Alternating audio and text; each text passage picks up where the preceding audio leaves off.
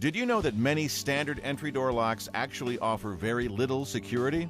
Having a deadbolt lock set on each of your home's entry doors can help prevent home invasions and protect your family and belongings.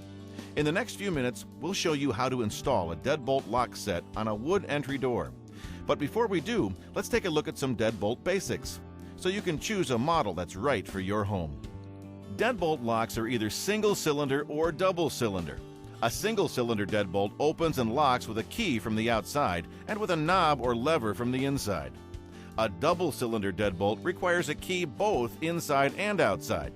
Many basic deadbolts sold today, like the one we'll be installing, are more or less universal. But with some lock set models, you'll need to know whether your door is left-handed or right-handed, the door's thickness, and/or the back set distance to ensure that you choose a lock set of the proper size and orientation.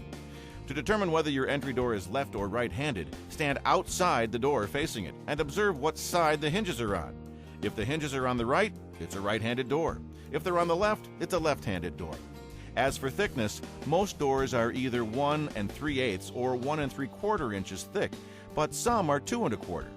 The back set, then, is the distance between the edge of the door and the center line of the doorknob, or of the hole where the doorknob goes. The back set will typically be either 2 3/8 or 2 3/4 inches. The deadbolt needs to have the same back set as the doorknob, or it won't look right. Deadbolt lock sets are frequently sold in sets of 2 or 3 that are keyed alike, so that you only need one key to open the latch and the deadbolt on each entry door to your home. Lock sets packaged for individual sale usually have a code on the back of the package.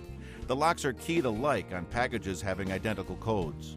The materials you'll need to install a deadbolt include a Phillips screwdriver, a tape measure, a combination square, a power drill, assorted drill bits, an awl, a hammer, a wood chisel, a razor knife, a 2-inch common nail, a pair of safety goggles, and a dust mask.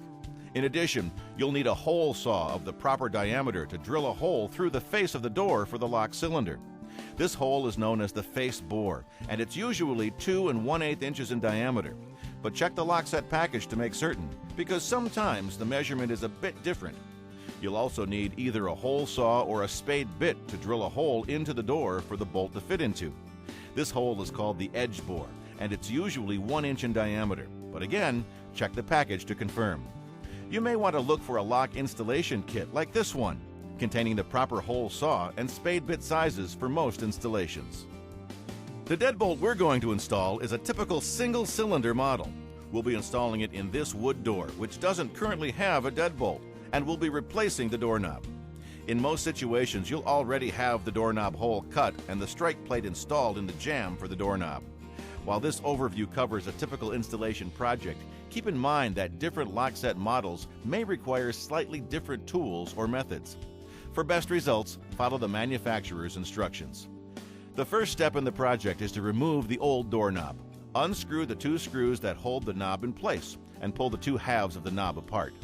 Then follow the deadbolt manufacturer's recommendation to determine the proper height of the deadbolt. The package should contain a paper template, which allows you to easily align the holes. Fold the template where indicated. Then use a combination square to square the template with the door. Be sure to place the template fold on the proper edge of the door bevel.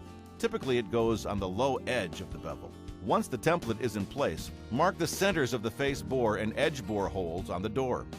Before you mark the door, make absolutely certain that you've checked the back set and the door thickness, and ensure that you're using the correct centers on the template. An easy way to mark the 2 hole centers is to use an awl or the point of a spade bit to pierce through the template. Cutting the holes in the door and the jamb is the most challenging part of this project, and it must be done precisely. If it's not done right, the lock may not work smoothly, if at all. So take your time, work carefully, and double-check all the marks and measurements. After you mark the hole centers, drill a 1/8 inch pilot hole in the door edge, about 2 inches deep. This hole will help you mark the position for the hole in the door jamb. Now you're ready to drill the face bore using the appropriately sized hole saw. Don't forget your eye protection and your dust mask. To prevent splintering, drill slowly and don't just drill clear through one side of the door. Drill just until you see the pilot bit of the hole saw begin to come through the other side. Once you see the pilot bit, stop drilling, remove the bit from the hole, and finish drilling from the other side. After you drill the face bore, close the door. Then take a 2-inch common nail and insert it through the face bore into the pilot hole you drilled for the edge bore. Press the nail in so that it makes an indentation in the door jamb. This marks the center of the hole you'll drill in the door jamb for the deadbolt to fit into. Now use the spade bit or the smaller hole saw to carefully drill the edge bore, the hole in the door for the latch bolt. Then drill a minimum 1-inch deep hole in the door jamb, centered where the nail mark is, for the deadbolt.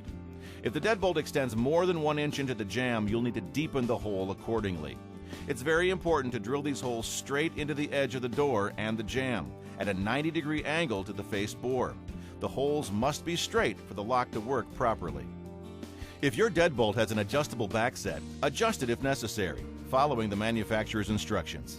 Then position the bolt in the edge bore and ensure that the bolt operates smoothly.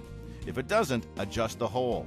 With the bolt in place, hold it steady and using a razor knife, very carefully trace the outline of the rectangular plate into the door. The razor knife is more accurate than a pencil.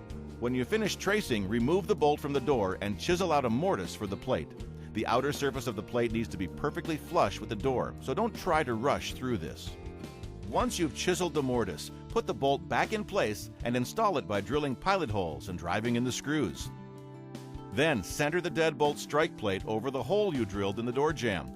Carefully trace the strike plate outline with the razor knife and chisel a mortise for it, just as you did for the deadbolt plate. Install the new strike plate by drilling pilot holes and driving in the screws. Now you're ready to assemble the deadbolt cylinder and the new doorknob.